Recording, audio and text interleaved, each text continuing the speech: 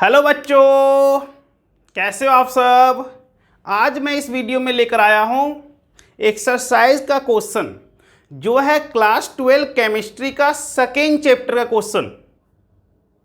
Question number क्या है 2.34। तो मैं पहले इस क्वेश्चन को सॉल्यूशन पे आने से पहले आप लोग क्वेश्चन को पहले एक बार रीड कर लो। क्वेश्चन को रीड करके देखो क्या क्या गिवन है और क्या हमें कैलकुलेट करना है, फिर मैं क्वेश्चन को सॉल्यूशन पे आता हूं। क्लियर। देखो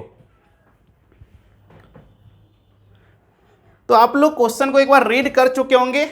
मैं क्वेश्चन में बताता हूं क्या क्या गिवन है और क्या हमें कैलकुलेट करना है। तो देखो दिया गया है प्योर वाटर का वेपर प्रेशर। प्योर वाटर का वेपर प्रेशर आपको दे रखा है जिसकी वैल्यू दे रखा है 17.535 mmHg।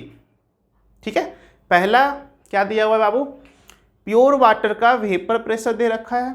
कितना दे रखा है मैं लिख देता हूं।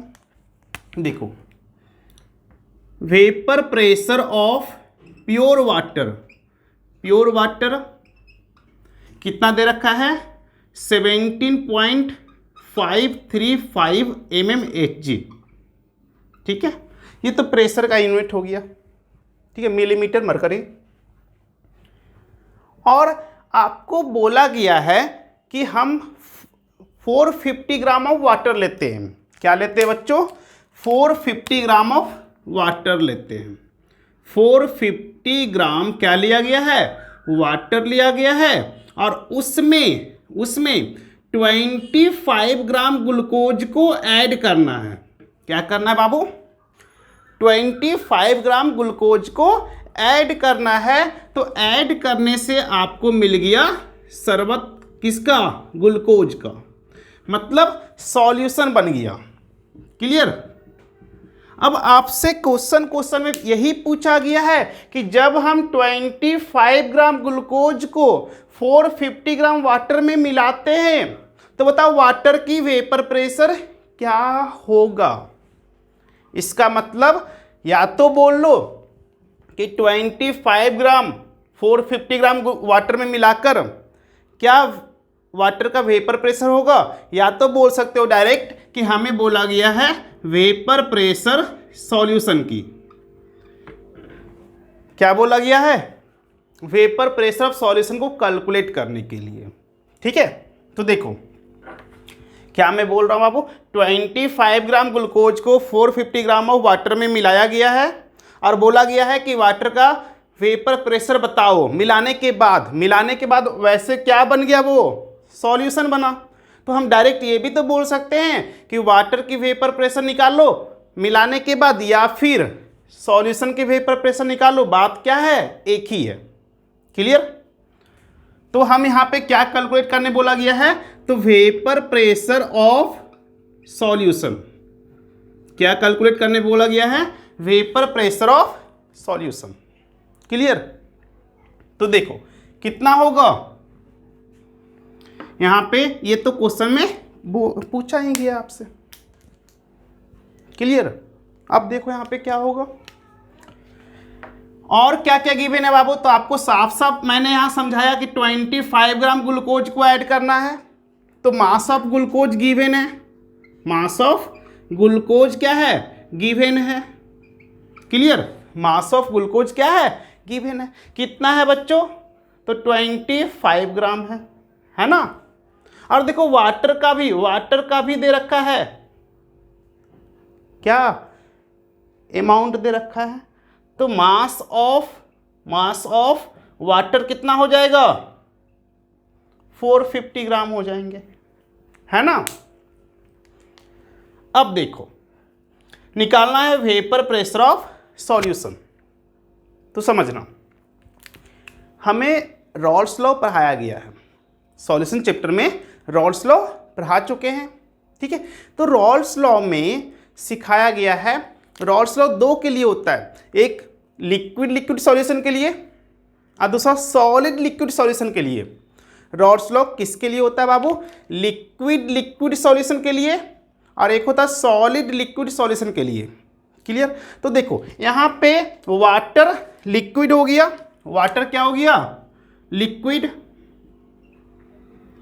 और ग्लूकोज क्या है, सॉलिड। तो यहां पे कौन सा रॉल्स लॉ को हम अप्लाई करके वेपर प्रेशर निकालेंगे सॉल्यूशन को, बोलो किसके लिए, सॉलिड लिक्विड के लिए निकालेंगे, है ना। मतलब रॉल्स लॉ हमने दो के लिए पढ़ा, लेकिन इस पर्टिकुलर क्वेश्चन में हम रॉल्स लॉ कौन सा यूज करेंगे, लिक्विड और सॉलिड के लिए। क्लियर। तो देखो सॉलिड और लिक्विड के लिए रॉल्स लॉ जो हमने बताया है वो है PS is equal to P naught A काई A। ये किसके लिए है बाबू, रॉल्स लॉ किसके लिए, लिक्विड सॉलिड सॉल्यूशन के लिए। क्लियर। अब देखो यहां पे PS क्या है, तो PS है vapour pressure of solution. Clear. और P नॉट A क्या है, यहां पे P नॉट A है vapour pressure of pure solvent. और काई A क्या है सर, काई A है मोल फ्रैक्शन ऑफ सॉल्वेंट। अब देखो क्वेश्चन में कुछ नहीं है सर, P नॉट A की वैल्यू जो है वेपर प्रेशर प्योर सॉल्वेंट मतलब वाटर की वेपर प्रेशर, देखो P नॉट A तो दे रखा है यहां पे, ये तो दे रखा है P नॉट A कितना, तो 17.535 इंटू मोल फ्रैक्शन। बाबू क्वेश्चन देखो यहां PS निकालने का फॉर्मूला क्या है, P नॉट A है और क्या है काई A। तो P नॉट A क्या है, vapour pressure of pure solvent, तो वेपर प्रेशर प्योर सॉल्वेंट तो दे रखा ना यहाँ पे, और इनटू क्या है मोल फ्रैक्शंस ऑफ सॉल्वेंट, है ना। तो किसी तरह से हमें ये मोल फ्रैक्शन निकल जाए तो हम आंसर ले आएंगे, बस दोनों को मल्टीप्लाई करना रहेगा। लेकिन कहीं भी इस क्वेश्चन में मोल फ्रैक्शन नहीं दिया हुआ है, इसका मतलब क्या करेंगे, हमें सबसे पहले क्या निकालना है, हमको मोल फ्रैक्शन निकालना है। ठीक है। तो मोल फ्रैक्शन हम निकालते कैसे हैं बच्चों, मोल फ्रैक्शन हम कैसे निकालते हैं, ठीक है, मोल फ्रैक्शन कैसे निकालते हैं। तो सबसे पहले हमें मोल फ्रैक्शन के लिए चाहिए होगा मोल, दोनों का, सॉल्यूट का भी और सॉल्वेंट का भी। तो यहाँ पे बाबू देखो ये क्या हो गया आपका, ये है आपका सॉल्यूट और ये है आपका सॉल्वेंट। तो हमें मोल फ्रैक्शन निकालने के लिए सबसे पहले क्या चाहिए होगा, बोलो नंबर ऑफ मोल, वो भी दोनों का, किसका किसका, सॉल्यूट मतलब ग्लूकोज का भी और वाटर का भी। क्लियर। तो चलो सबसे पहले हम लोग मोल निकालने पे कंसंट्रेट करें। देखो मोल किसकी निकालना है, तो ग्लूकोज का भी और वाटर का भी। तो जब मोल निकालना है ग्लूकोज और वाटर का तो सबसे पहले काम क्या होना चाहिए, दोनों का मोल निकालना। और दोनों का मोल निकालने के लिए फॉर्मूला, मोल निकालने का फॉर्मूला क्या होता है, given mass divided by molar mass. Number of मोल कैसे निकालते हैं, given mass by molar mass. तो ग्लूकोज का मोल निकालना है तो ग्लूकोज का गिवन मास कितना हो गया 25। अब इसके मोलर मास से डिवाइड करेंगे, तो मोलर मास हमको पता ही नहीं है। सबसे पहले हमें क्या निकालना पड़ेगा बच्चों, मोलर मास किसकी, ग्लूकोज का, तो ग्लूकोज का मोल निकल जाएगा। उसी तरह से वाटर का भी मोलर मास निकाल ले तो हमें मोल पता चल जाएगा। क्लियर। तो सबसे पहला काम क्या रहा, दोनों की मोल निकालना। मोल निकालने के लिए क्या काम रहा, पहले मोलर मास निकालना। क्लियर। तो सबसे पहले हम लोग क्या निकालेंगे, मोलर मास। ठीक है। तो देखो, तो सबसे पहले मैं मोलर मास निकाल रहा हूं बाबू, किसके लिए, ग्लूकोज के लिए। किसके लिए निकाल रहा हूं, ग्लूकोज के लिए। ठीक है। तो ग्लूकोज का फॉर्मूला होता है C6, ग्लूकोज का फॉर्मूला C6H12O6, ये फॉर्मूला होता है। अब मोलर मास निकालते कैसे हैं, तो सारे का एटॉमिक मास को क्या करते हैं, ऐड करते हैं। ग्लूकोज में जितनी भी एटम दिख रहा, सारे एटम के एटॉमिक मास को क्या करेंगे, जोड़ देंगे। तो देखो कार्बन का एटॉमिक मास कितना होता है 12। अब एक कार्बन का तो 12 हुआ, तो है कितने कार्बन यहाँ पे बोलो? 6 है, तो 6 से मल्टीप्लाई करेंगे, प्लस प्लस हाइड्रोजन का कितना होता है बाबू? 1 एक के लिए, लेकिन 12 से मल्टीप्लाई करना होगा। फिर प्लस ऑक्सीजन के लिए 16 होता है इंटू 6। क्लियर? तो क्या करेंगे यहाँ पे, इसको मल्टीप्लाई करोगे तो 72 प्लस इसको 12 और 16 इंटू 6 करोगे तो 96, टोटल करोगे तो 180। तो टोटल कितना आ गया? 180। उसी तरह से हम लोग क्या निकालेंगे? मोलर मास निकालेंगे। मोलर मास निकालेंगे किसका? वाटर का। तो वाटर का फॉर्मूला क्या होता है बच्चों? H2O। अब दो हाइड्रोजन, एक हाइड्रोजन का एटॉमिक मास 1 होता है, तो दो हाइड्रोजन के लिए 2 और एक ऑक्सीजन का 16 जोड़ देंगे तो 18। तो मोलर मास भी निकाल दिया। मोलर मास का यूनिट क्या होगा बाबू? ग्राम पर मोल, है ना। अब हमें दोनों को क्या निकालना पड़ेगा? दोनों का नंबर ऑफ मोल निकालने होंगे। क्लियर? तो मोल कैसे निकालते हैं? Given mass by molar mass, given mass by molar मास। ठीक है,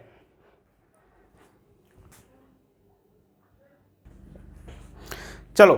तो नंबर ऑफ मोल निकालने के लिए बोल रहे थे, नंबर ऑफ मोल कैसे निकालते हैं? तो हमने बताया given mass by molar mass. तो सबसे पहले हम लोग नंबर ऑफ मोल निकालते हैं ग्लूकोज का। किसका बाबू? Number of mole of glucose. तो मैं बार बार बोल रहा हूँ, ग्लूकोज का given mass divided by molar mass. तो ग्लूकोज का गिवन मास कितना है बच्चों? देखो 25। और ग्लूकोज की नंबर ऑफ मोल को मैं मान लेता हूँ बाबू Ng। क्या मान लेता हूँ? Ng। तो देखो नंबर ऑफ मोल ग्लूकोज का 25 गिवन मास हो गया डिवाइडेड बाई 180, 25 180। क्लियर? अब इसको आप सॉल्व करोगे तो वैल्यू कितना आएंगे बच्चों? तो आएंगे 0.139। ठीक है, अब ये मोल निकला किसका? ग्लूकोज का निकल चुका है ना। अब उसी तरह से मोल निकालो फिर वाटर का, क्योंकि बाबू देखो हमें यहाँ पे मोल फ्रैक्शन लाना है। मोल फ्रैक्शन अगर जो ए का आ गया तो हम डायरेक्ट क्वेश्चन सॉल्व कर लेंगे। और ए क्या है? सॉल्वेंट है, सॉल्वेंट है। यहाँ पे हम वाटर को ए मान रहे हैं, है ना। अब यहाँ देखो फिर निकालना है नंबर ऑफ मोल ऑफ किसका बाबू? वाटर का। तो यहाँ पे लिख देते हैं एन ए, ठीक ना, वाटर को ए मान के चल रहा हूँ, या डायरेक्ट डब्लू मान लेते हैं, एन डब्लू, है ना, वाटर के लिए। तो गिवन मास कितना है बच्चों? 450 ग्राम डिवाइडेड बाई 18। तो कितना आ जाएगा? अगर इसको डिवाइड करो तो आएंगे 25। अब ये जो निकल रहा बच्चों मोल निकल गया, लेकिन हमें क्या चाहिए? Mole fraction. किसकी? सॉल्वेंट, मतलब किसकी? वाटर की। अब मोल फ्रैक्शन आ जाए तो क्वेश्चन सॉल्व हो जाएंगे, है ना बच्चों। तो मोल फ्रैक्शन कैसे लाए? किसकी लाना है बच्चों? वाटर की। तो मोल फ्रैक्शन जिसकी निकालना है उसकी मोल को आप ऊपर लिखोगे। जिसकी मोल फ्रैक्शन निकालना है उसकी मोल को किधर लिखोगे? ऊपर। और दोनों की मोल को ऐड करके नीचे लिख देंगे और सॉल्व करेंगे तो मोल फ्रैक्शन निकल जाएगा बच्चों। किसकी? जिसकी निकालना हो। ठीक है, तो देखो हमें मोल फ्रैक्शन मान लेता हूं किसकी निकालना है बच्चों। यहाँ पे देखो सॉल्वेंट का, सॉल्वेंट को वाटर है ना यहाँ पे, तो यहाँ पे लिख देता हूँ mole fraction of water. Mole fraction of किसके निकाल रहा हूँ? वाटर की। क्लियर?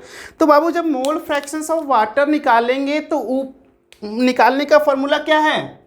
मैंने बताया जिसकी मोल फ्रैक्शन निकालना है उसकी मोल को ऊपर लिखो। तो बाबू किसकी मोल फ्रैक्शन निकाल रहे हैं? वाटर की। तो वाटर की मोल कितना दे रखा है? बोलो NW, है ना जी। NW ही ना मान के चले हैं number of mole of water. और नीचे क्या लिखना है, किससे डिवाइड करना है हमें, तो दोनों की मोल को ऐड करके। तो दोनों के मोल को ऐड करेंगे तो क्या लिख सकते हैं, यहां देखो तो Ng प्लस NW लिख सकते हैं, बोलो लिख सकते हैं कि नहीं,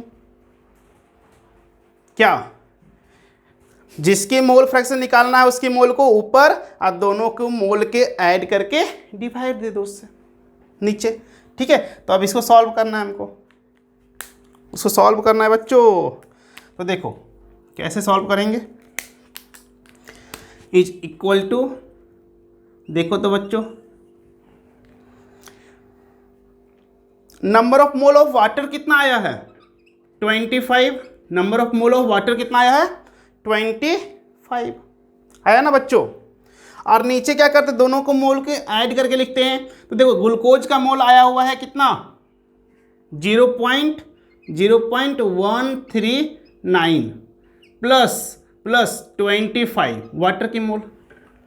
अब इसको सॉल्व करेंगे तो ये मोल फ्रैक्शन किसकी निकल गया, वाटर की, है ना। अब हम आते हैं यहाँ पे पुट कर देते हैं, यहाँ पे पुट करते हैं बच्चों, प्योर वाटर की वेपर प्रेशर लिख दिया था। अब यहाँ पे क्या लिखना है, mole fraction of solvent, solvent है क्या, वाटर है, तो वाटर के मोल फ्रैक्शन को यहाँ पे लिखना है। अब वाटर की मोल फ्रैक्शन मैं खुद निकाल के दिखा चुका हूँ, कितना देखो 25 डिवाइडेड बाई 0.139 प्लस यहाँ पे क्या लिखोगे 25। अब 17.535 इंटू, अब इसको आप करोगे देखो तो लिख सकते 25, इन दोनों को ऐड कर दो तो 25.139 आ जाएंगे, है ना बच्चों। अब देखो 17.535 इंटू, अब इन दोनों को सॉल्व करो, 25 डिवाइडेड बाई कितना है बच्चों 25.139। इसको अगर डिवाइड करोगे इस टर्म्स को तो 0.9944 आ जाएंगे सर। और इन दोनों को आप मल्टीप्लाई कर दो, तो बताओ कितना आएगा, कर सकते हो ना, अब तो कर ही सकते हो, कुछ बचा नहीं क्वेश्चन, मल्टीप्लाई करो आंसर लाओ, बोलो तो आएंगे बाबू 17.436 mmHg, ये क्वेश्चन का आंसर रहा बाबू। ठीक है, तो चलो क्वेश्चन सॉल्व हो चुके, मिलते हैं आप लोगों से फिर से नेक्स्ट वीडियो में।